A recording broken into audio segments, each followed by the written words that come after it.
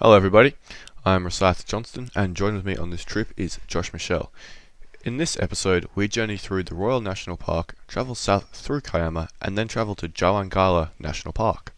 The route we took was mostly the Grand Pacific Drive, however we opted to do the coastal walk in the Royal National Park for those $1,000,000 views, which turned out interestingly. Great start to the trip. It's bucketing, supposed to be 80 millimeters today. But at the moment we're in Royal National Park. We were doing the coast walk. But I just went to the bathroom, mate. not having much luck in this rain.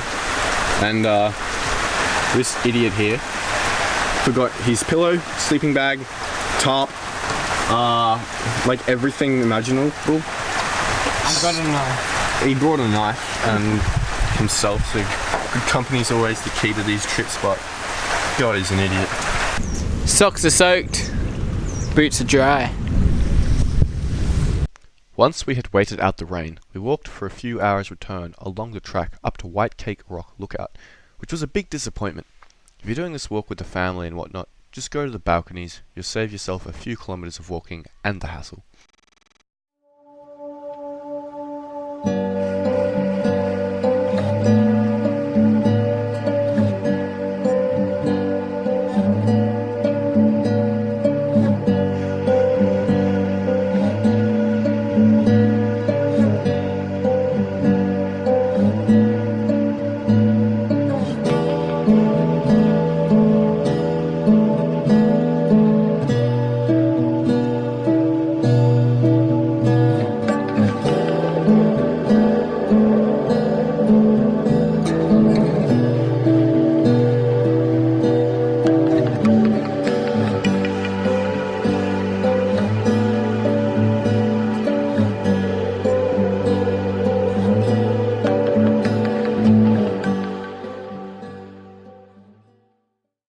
We then headed to Loftus Loop Trail, which we couldn't access due to the Weir flooding, and as you will see, water will definitely not be our friend this trip. We then decided to head for our campground in Jamboree while taking our time along the Grand Pacific Drive, heading over the Seacliff Bridge, which is definitely more interesting to look at than to drive over.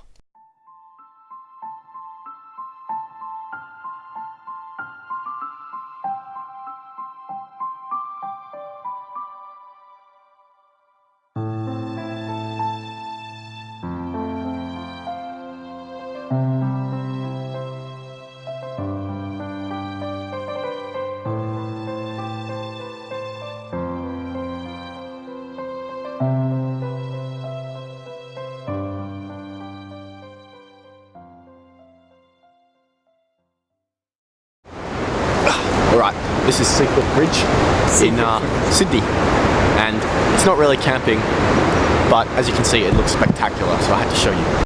Now, while we were camping, there was an East Coast low, which we were going to start copying a lot now. We have arrived at camp, however it is absolutely bucketing down. Some of the roads to get here were closed because they were flooded. We had to go through some water crossings as well to get here. Update. It was just way too windy and stuff, too rainy.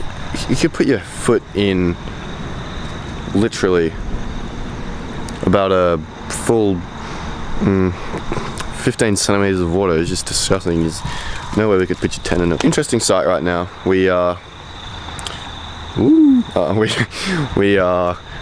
cooking in the back streets of suburban Nowa. Makeshift campsite, guys. What are we cooking today? Well, we're making pasta. It's gluten-free because that's my fault. We've got some sausages, mince now, some bacon, and we got some cheese, and then we got some, I can't see what it is, fennel or something? Thyme. It's time to get cooking, mate. I had an orgasm in my mouth.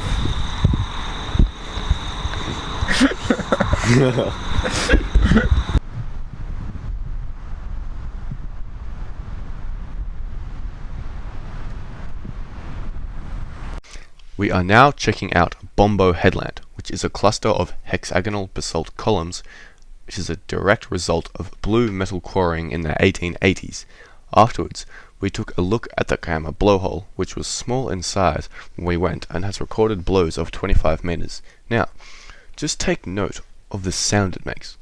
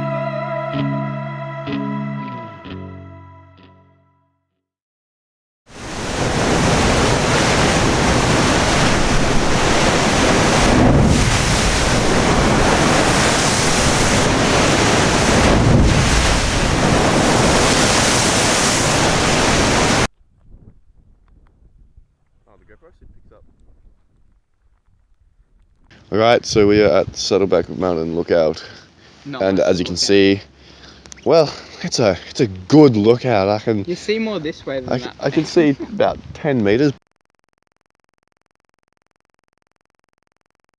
We descended the mountain a couple of 100 meters, and this took us out of the clouds, where I was able to get some footage of what it should be when you look out, and as you can see, it is just lovely.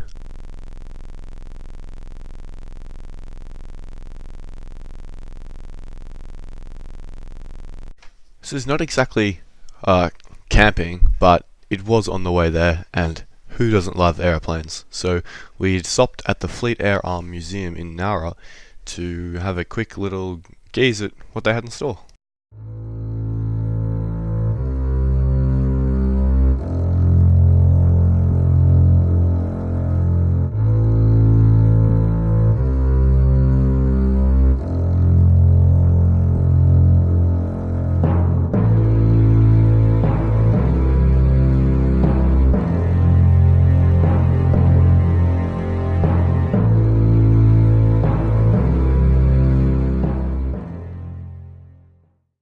Okay, now back to our regularly scheduled program.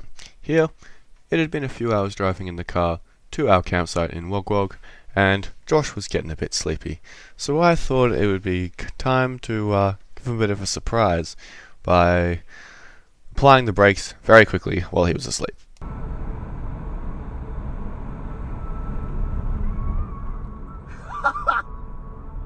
We were about 6 kilometers from our campsite in Wogwog when, due to the torrential rain, this happened. 60 centimeters of water, which would be stupid to attempt to cross. I then went through on my bike to see how bad this campsite was while Josh made lunch, and then we came to a decision. We didn't really know what to do, and we hadn't planned for this, so we backtracked down towards Neraga and just kept our eye open for potential campsites, which I had a vague clue from, as the map from the campground I went to recon actually showed us some of the campgrounds, which was quite useful. Alright, so we've arrived at Joangala National Park, and we're currently at the Joangala Lookout. Beautiful scenery. I think it's still going to blow a gale. As you can see, you saw our past campsite. You couldn't get to it because it was flooded. So had to have a change of plans. And here, if we just point the camera over there quickly, is actually a reception tower. So we have 5 bars of 4G right now. So it's good, mate. So that's good. And look at the scenery. It's absolutely lovely. And there's nice tables here, and it's brilliant. Not only did we have amazing views and 4G, there was also these wreckages of cars that had somehow managed to get themselves right near the lookout points. And it was just a complete mystery to us how on earth they managed to get themselves there. There's just absolutely no way they could have driven there. There obviously was a way, but not known to us.